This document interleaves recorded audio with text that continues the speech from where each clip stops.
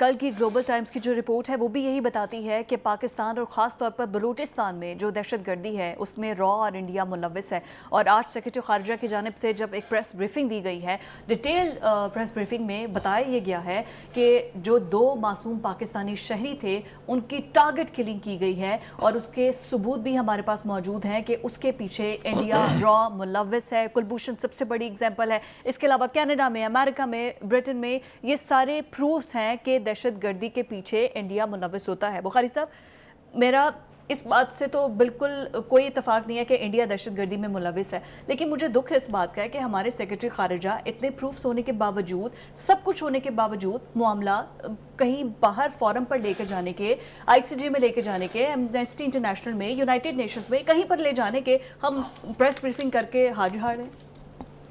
आपका एतराज़ बिल्कुल ठीक है, आपकी ऑब्जर्वेशन भी बिल्कुल ठीक है, मैं मुकम्मल आपसे इत्तेफाक करता हूँ।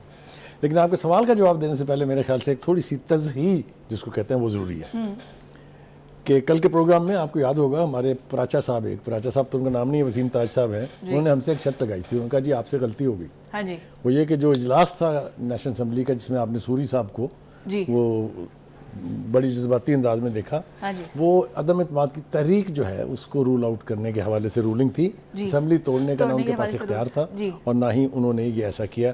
I sit corrected, he was right, मगर अब हम जुर्माना कोई नहीं देंगे उसको। ये तो हो गया जी तज़हीर। तो अब आ जाइए जनाब आपके सवाल की तरफ। देखिए, गुजारिश ये है कि बिल्कुल आपने ठीक कहा कि सेक्रेटरी खारजा ने आज हमें बहुत तफसील के साथ बताया कि हिंदुस्तान किस तरीके से आलमी सतह पर तो खैर प्रूवन है ना ऑलरेडी, पाकिस्तान में किस तरीके से दहशतगर्दी को स्पॉन्सर करता, यहाँ पर रा के एजेंटों के थ्रू मकामी लोगों को हायर करते हैं सोशल मीडिया के ज़रिए से, और किस तरह दहशतगर्दी के मुर्तकब होते हैं। उन्होंने तफसील एक आम यानी जुमला नहीं फेंका, उन्होंने फिर उसकी तफसील मुहैया की है। वो ये फरमा रहे हैं जी कि अशोक कुमार आनंद और योगेश कुमार ये भारतीय लोग हैं जो सहूलतकारी करवाते और फिर उसके ज़रिए कत्ल करवाते हैं, और ख़ास तौर से जिसका आपने जिक्र किया टारगेट किलिंग करवाते हैं।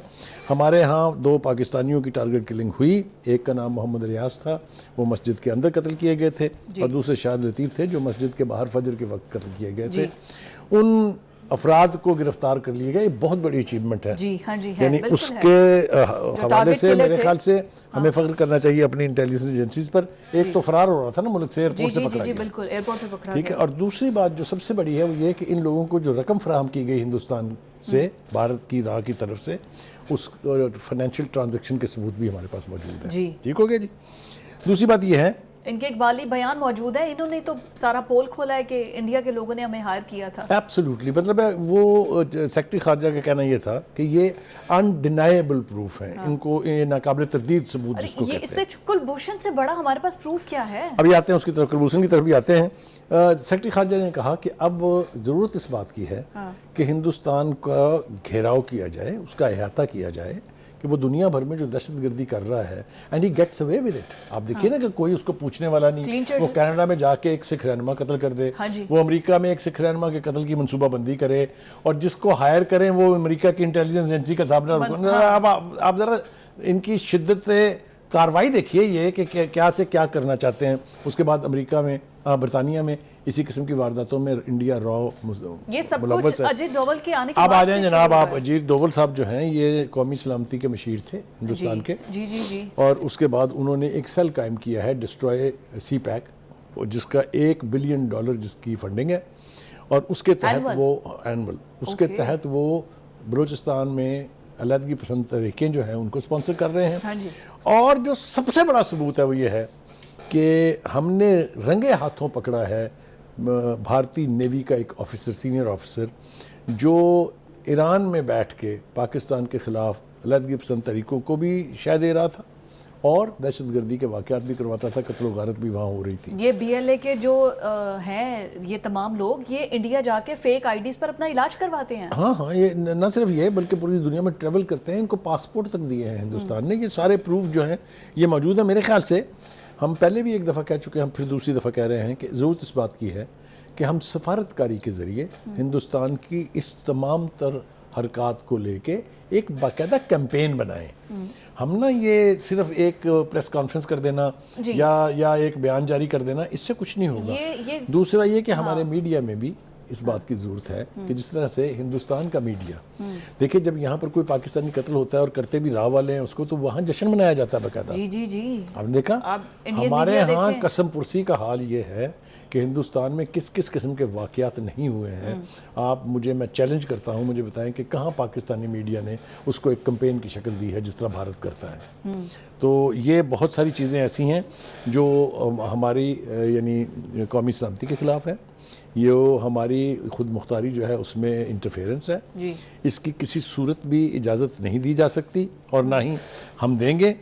इस वक्त ज़रूरत इस बात की है कि हिंदुस्तान की जो ये हरकत है ना कि हम पर इल्ज़ाम लगाते हैं, पकड़े खुद रंगे हाथ हो जाते हैं, ये देखिए। And then it gets away with it. एक दूसरी बात ये कि बार बार हमने कोशिश की कि आ जाए भाई मुज़ाकरात की टेबल के ऊपर, हर दफ़ा ये कह के कि जी पाकिस्तान हिंदुस्तान में दहशतगर्दी कराता है, फिर वो मुज़ाकरात की टेबल से भाग जाते हैं। मैं बहुत सारी मिसालें दे सकता हूँ। आगरा में ऑलमोस्ट एग्रीमेंट हो गया था, लास्ट मिनट पे आरएसएस और बीजेपी जो है उसकी जो इंतहा पसंद की आदत है उसने बने हुए ड्राफ्ट में साइन नहीं होने दिए। फिर उसके बाद आप चले जाए नेपाल खटमंडो में जो सार्क की कॉन्फ्रेंस हुई थी उसमें किस तरह आगे आगे वाजपेयी साहब थे और पीछे पीछे मुशर्रफ साहब भाग रहे थे। तो ये मुज़ाकरात करने में ना कभी संजीदा रहे हैं, ना ये कभी संजीदा हो सकते हैं। मुशर्रफ साहब के टाइम पे तो लग रहा था कि कश्मीर वाला मसला भी हल हो जाएगा, हम इतने करीब थे, लेकिन नहीं हो सका। सर ये तो चले डिप्लोमेटिक बातें नहीं, वो तो अपनी टीम को पाकिस्तान खेलने के लिए नहीं आने देते। एशिया कप में देखें कैसे देखिए की है। महाज चाहे फौजी हो, चाहे सफारती हो, चाहे खेल का मैदान हो, चाहे एंटरटेनमेंट का हो या एंटरटेनमेंट का हो, हिंदुस्तान भागे ही भागे। जब वो देखता है कि पाकिस्तान के जो फनकार हैं या जो एक्टर्स हैं उनकी यानी पॉपुलैरिटी बढ़ रही है इंडिया में, उनके ऊपर बैन कर दिए जाते हैं, उनको एयरपोर्टों पे गिरफ्तार कर लिया जाता है कि जी आप जो है वायलेट कर रहे हैं कस्टम की कंडीशन वगैरह वगैरह।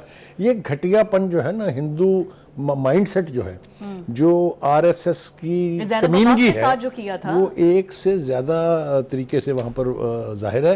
आप पाकिस्तान के लोगों को तो छोड़ दीजिए और उसके आर्टिस्टों को भी छोड़ दीजिए, खुद उनके अपने मुल्क के जो मुसलमान अदाकार और जो टैलेंट है उसका क्या हशर उन्होंने किया है वो आपके सामने है। हाँ जी। तो ये सुबह से शाम तक पूरी दुनिया भी देख रही है और मैं फिर दुनिया को कुछ कर्ज करूंगा तो आप मुझे फिर बात करती रहती हैं कि जी आप इतना आगे ना जाया करें। नहीं, मुझे ये बताएं यहाँ पर आई थिंक इसको हमें कहना चाहिए। मुझे तो ये है कि जब इंडिया के सामने ये कनाडा बोल रहा है, अमेरिका बोल रहा है, इवन दो कि जब इनका रॉ का सरबरा कनाडा जा रहा था उन्होंने बंद कर दिया था, उन्होंने कहा था आप एंटर नहीं हो सकते, कनाडा जैसी वेलफेयर स्टेट। देखिए मैं आपको एक और बुरी मिसाल दूं, जब ये वाकया हुआ कनाडा का जहाँ पर वो उनके ट्रेड खत्म कर दी, सब कुछ खत्म कर दिया, वो हरदीप सिंह नजर का जब मर्डर हुआ था तो उसके जवाब में जब उन्होंने कहा कि वजाहत करें इसकी, आपके राका बंदा इसमें इन्वॉल्व है, तो हिंदुस्तान के मीडिया ने एक तूफान उठा दिया कि जी हमला कर दें, न्यूक्लियर वेपन से हमला कर दें कनाडा पे, और कनाडा के नाथका बंद कर दें, डिप्लोमेटिकली बैन कर दें वगैरह वगैरह वगैरह वगैरह। जब आगे से फिर कनाडा ने भी आंखें दिखाई, तब वो उनको सुरत आई कि ये हुआ क्या है हमारे साथ, क्योंकि कनाडा के साथ बरतानिया खड़ा हो गया, बरतानिया के साथ अमेरिका खड़ा हो गया ना सारा। वेस्ट को खड़ा होना पड़ा इसलिए कि अनडिनाइबल प्रूफ उनके पास थे कि हिंदुस्तान जो है वो राह के जरिए दुनिया भर में दहशतगर्दी करवा रहा है। ये चीज़ें लेके भी हम नहीं निकल सके, ये चीज़ें लेके भी हम इंटरनेशनल फोरम पर जाके कोई यानी काबिल ज़िक्र यानी क्या कहना चाहिए अचीवमेंट हासिल नहीं कर सके। ये हमारी, लेकिन बुखारी साहब जिस तरह हम देख रहे हैं जैसे ये इंडिया एक उछल रहा है, वो इस वजह से भी कि अमेरिका की उसकी पुष्ट पनाही है, अमेरिका उसको सपोर्ट करता है, लेकिन वो कनाडा के अगेंस्ट कभी अमेरिका इंडिया का साथ देगा नहीं। तो देखिए एक और जो चीज़ हुई है मैं समझता हूँ वो काबिल ज़िक्र है, जो ग्लोबल टाइम्स जो एक चाइनीज़ 3 दिन पहले की उनकी रिपोर्ट है, उनकी जो रिपोर्ट है उसने तो आंखें खोल दी हैं। मेरे ख्याल से दुनिया की आंखें भी खुल जानी चाहिए। अब हमें समझ आती है कि जो चाइनीज़ इंजीनियर का अगवा होता था, जो उनको कत्ल किया जाता था, जो उनके व्हीकल्स के ऊपर बम बरसाए जाते थे, ये कौन करता था? हमने कुलभूषण का भी जिक्र कर दिया, वो भी इसीलिए आया था। अजीत डोभाल का जिक्र भी हमने कर दिया जिसने बाकायदा एक सेल बनाया हुआ है। तो ये सब कुछ अब दुनिया को दिखाने की ज़रूरत है। वैसे तो वो आंखें बंद करके बैठे हुए हैं, लेकिन हमें जाके एक दफ़ा उनका दरवाज़ा तो खटखटाना चाहिए। यही तो बात है कि हम अगर इतनी जिंदा कौमें हैं तो हमारा बड़ा ज़रूरी है कि हम इसको लेकर, बल्कि इंटरनेशनल कोर्ट ऑफ जस्टिस में भी कुलभूषण वाले मामले पर इंडिया गया है, हम लोग तो गए नहीं। करेक्ट। और ग्लोबल टाइम्स ने यहाँ तक कह दिया है कि हिंदुस्तान कोशिश कर रहा है कि इस तरह की वारदातें करके यहाँ पर पाकिस्तान को वापस FATF की ग्रे लिस्ट में डाला जाए। ग्रे लिस्ट में डालना है उन्होंने, ये नहीं, ग्रे लिस्ट से हम निकल आए, हम वाइट लिस्ट में हैं। अच्छा, यस यस, यही तो उसको तकलीफ है, यही तो उनको तकलीफ है। अगर आपको याद हो, वो हम कहते हैं ना कि इस हुकूमत ने महंगाई कर दी जी, महंगाई कर दी जी, लेकिन हम उनको ये क्रेडिट देने के लिए तैयार नहीं कि FATF की लिस्ट से इन्होंने निकलवाया, IMF के साथ एग्रीमेंट इन्होंने किया, हाँ जी किया, जिसकी कि कोई ना कोई कीमत तो होती है ना। हाँ जी। जब आप इतना बिगाड़ कर देगी साबिका हुकूमत IMF के साथ, तो आपको उनकी कंडीशंस माननी पड़ेगी। हैविंग सेड दैट, हिंदुस्तान का चेहरा जो है वो स्याह है, हाँ जी। और इस स्याह चेहरे को लेके हमें दुनिया में निकलना चाहिए, और हम उन्हें जाके बताएं कि न सिर्फ ये कि हम विक्टिम हैं, आप भी तैयार हो जाएं, इसलिए कि हिंदुस्तान ने किसी से भी बाज नहीं